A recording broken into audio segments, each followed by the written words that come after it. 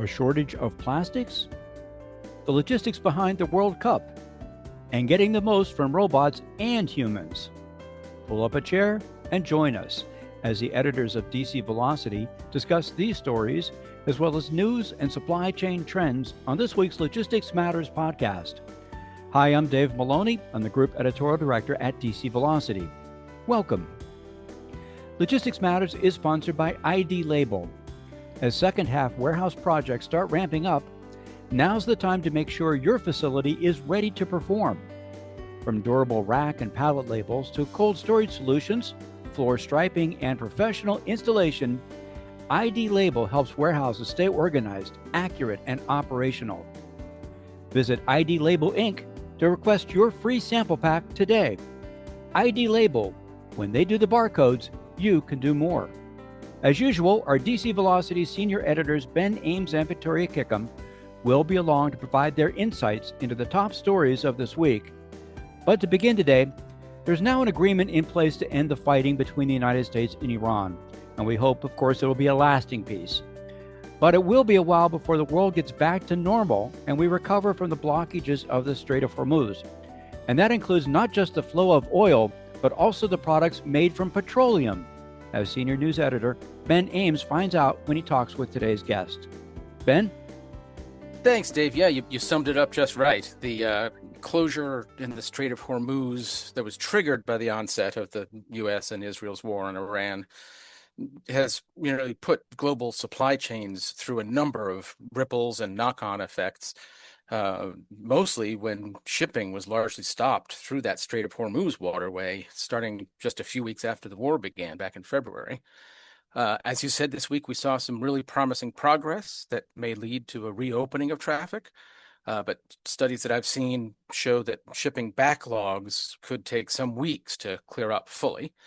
And in the meantime, we've seen some impacts, mostly disruption of international energy markets, since so much oil typically moves through that waterway in tankers, of course. But one of the other main impacts is a global plastics supply chain crisis. That's what we hear from our guest this week, and he's here to explain what's going on. We're glad to have Eric Fullerton. He's Vice President of Data Insights at project44. Welcome, Eric. Thank you, Ben. Pleasure to be here.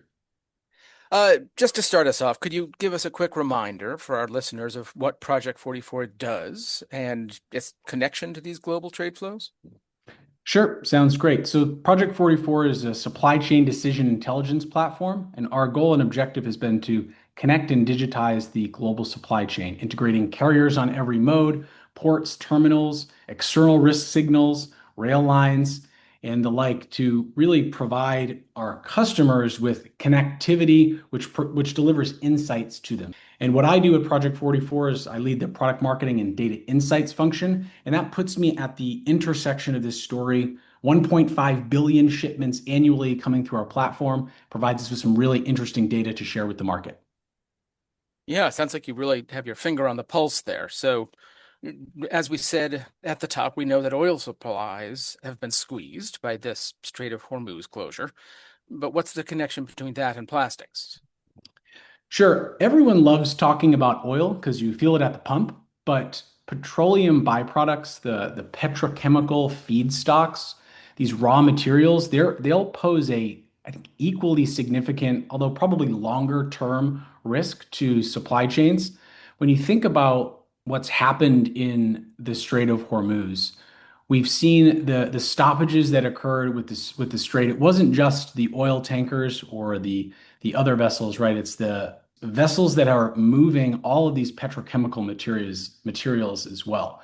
Now, it's not to say that when these things stopped, they no longer had any ability to get to their end destination, but when they move slower, that means they're more delayed, that means they are more costly, and that just means that there's a challenge in accessing and sourcing and providing petrochemicals to the end destinations and to the suppliers and to the manufacturers who need them, every single day at their assembly lines. Yeah, so you mentioned manufacturers there. We say that petroleum is a feedstock for plastic, but likewise, plastic is a feedstock or a crucial component in a lot of this manufacturing. So that extends to a lot of other verticals, you say? Absolutely. The story with plastics is really the same as any other product, right? When supply is constrained, prices go up. When raw materials are more expensive and the transportation is more expensive, the end products are more expensive. So this is a very upstream supply chain challenge that we'll see organizations have to deal with and face over the coming months is that shortage that will likely be most experienced in an increase in cost or just pure limitations. But even if you start to move into apparel, you could take a sneaker. Even just one sneaker probably has 30 to 40 distinct components, and many of those are involving plastics or petroleum derived materials. You have a foam midsole, synthetic fabric, adhesives, packaging. Every single one of those inputs is more expensive. And sneakers comparatively are quite simple. You think of automotive, medical devices, electronics, consumer packaging. Hormuz, in the situation there, put cost pressure on raw materials and transportation at the same time. Now, manufacturers bake these into their plans and into their processes over the course of quarters or over years. They try to bake in some leeway, some comfort in case events like this do occur. And manufacturers may be able to absorb one of those things, cost pressure on manufacture, cost pressure on raw materials or transportation, but they really can't absorb both. So when you think about sustained over 100 plus days, that'll show up in margins, production decisions, and then the price on the shelf, as it always seems to do, all the way to the end consumer. Yeah, there's no doubt. And Project 44 has really been tracking like the nuts and bolts of that. I know that you mentioned tracing the real breadcrumbs of the plastic shortage here through things like shipping delays or rerouting or longer dwell times in these last few months. Yeah, that's exactly right. So every week or so, sometimes more than once a week, we've been issuing these reports on kind of the current state. Because when you look at our platform, you're able to see the movement and flow of goods in real time. And since the closure, we've seen through our platform 81,500 shipments or so that have that number probably increased since I looked at it just this morning. I have rerouted since that closure.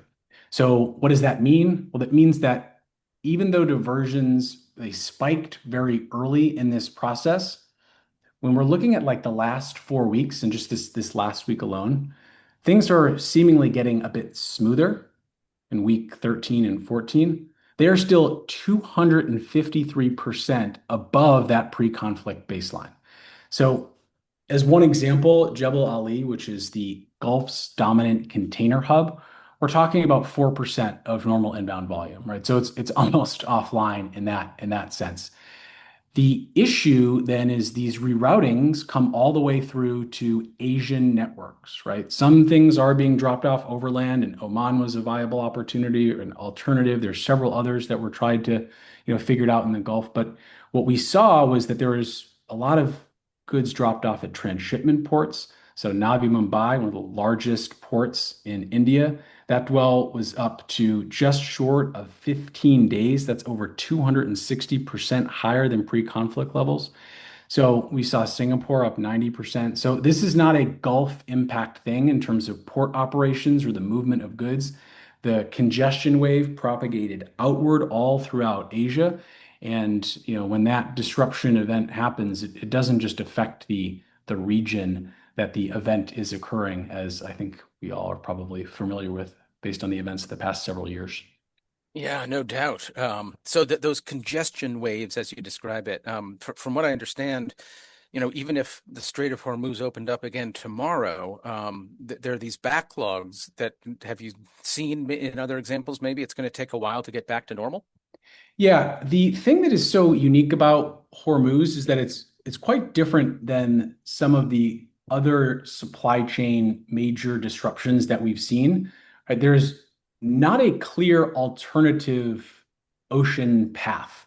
If you try to compare this to Red Sea, you would say, well, yeah, you could take on 10 extra days. You could go around the Cape of Good Hope and it would be more expensive and it would take more time and there'd be labor issues. But like there's a clear path at least in terms of those traditional lanes and flows. That's not true for Hormuz. So there's a lot of nuance around the concept of reopening and back to normal. If I was going to predict, which I don't like to do in the supply chain universe because you never know what's going to happen. I mean, if everything goes exactly nicely, perfectly according to plan, I think it's possible that the transportation flow, the movement of goods, could be resemble what it was pre-conflict in about 3 months. However, that comes with a lot of caveats. Right? This is a disruption that took a long time, over 100 days. The carriers, the freight forwarders, the shippers, they've spent months identifying alternative lanes, building new supplier relationships, rerouting around the Gulf, going overland, using different methods. So these decisions aren't going to reverse overnight because a deal gets signed. And there's also the backlog that we just talked about, and you mentioned, Ben, at those ports in these different places. And the other component that I'll kind of close with on this answer is the risk doesn't disappear with the reopening. And one of the biggest factors here is insurance. The war risk premiums on Hormuz transit right now, they are making it and have made it a non-starter for many carriers commercially. I've heard carriers say, really exciting news about what's happening in the Strait of Hormuz, you first. Right. So even if physical passage is technically open, we saw this in the Red Sea, we saw this even in Hormuz, pause, but traffic didn't return because the insurers didn't follow and the carriers didn't follow. I expect the same here. And while the deal opens the door, it doesn't necessarily make those economics work.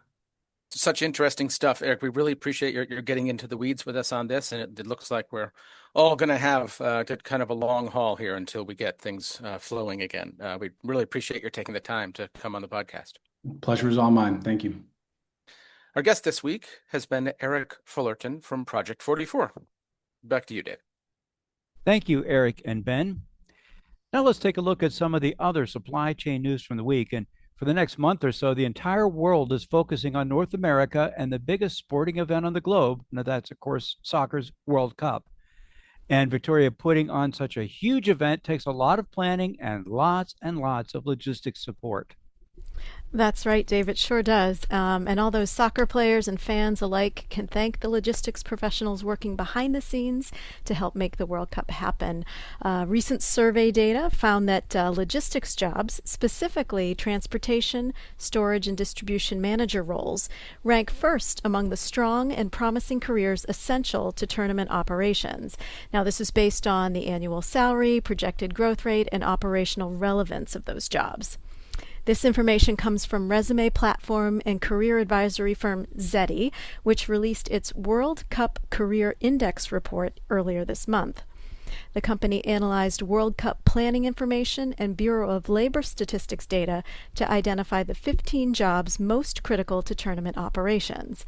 And these are jobs that also offer strong wages, long-term growth potential, and that typically don't require a bachelor's degree. So they're looking at a lot of different things here. And again, logistics pros came in first among the company's rankings. That is interesting. And it makes sense that it takes a lot of logistics planning to make an event of this size come together. Did the research provide any additional details or insights into the specifics of the top tournament-related jobs? A bit, yes. Yes, it did. So transportation, storage, and distribution managers received a World Cup Career Index score of 84. And that indicates high wages, above average job growth, and an overlap across a set of World Cup operational areas. And those areas include transportation and crowd logistics, venue operations, public safety, infrastructure, and tourism support. Now, these jobs include managers that plan, direct, or manage the movement of both people and goods. So we're talking about a broader group than just those involved with freight storage and movement. But regardless, these professionals, from all of those areas earn good salaries and, according to Zeti, have strong long-term growth potential. All of the top-ranked occupations report mean annual salaries of at least $60,000, with 3 of them exceeding $90,000. So an interesting report on the importance of logistics jobs, I thought, and also on the good career potential they offer. Right, and it is a good career. Of course, it only happens every few years, but that's the downside of it. But there are a lot of things you can do in logistics beside that. Another example of how important our industry is to the world, including the world of soccer. Absolutely.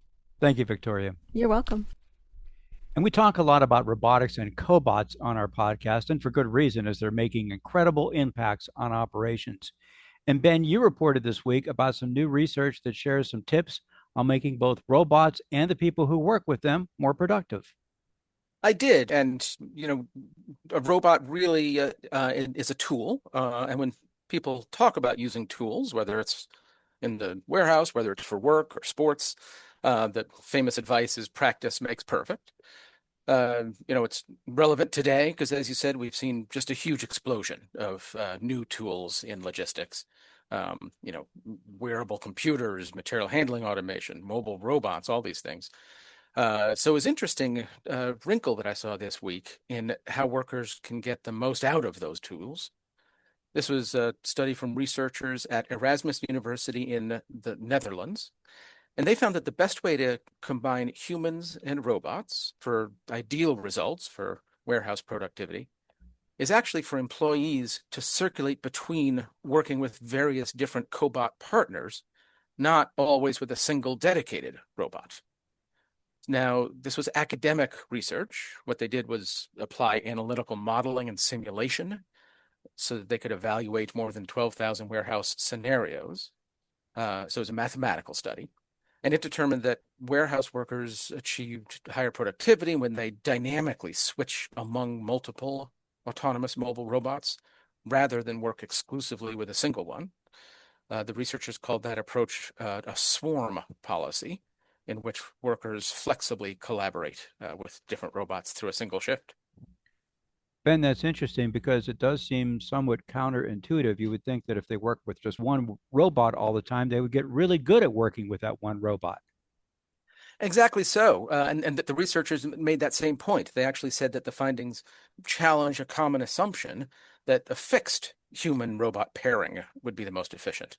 In their own words, the study's lead author, who's Makdi Qureshi Kalabadi, said, "This is not simply a question of adding more robots, but our findings show that the way that humans and robots are organized can have a major impact on throughput.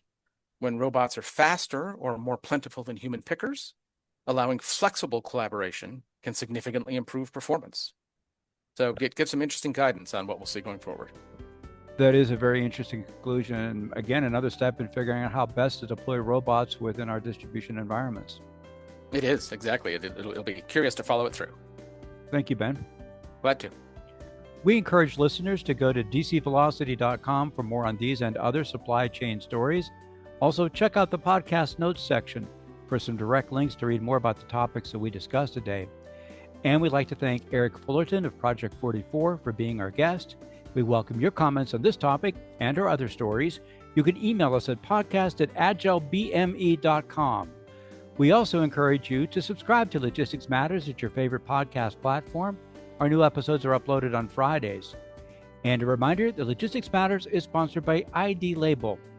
Planning a warehouse expansion, WMS rollout, or relabeling project later this year?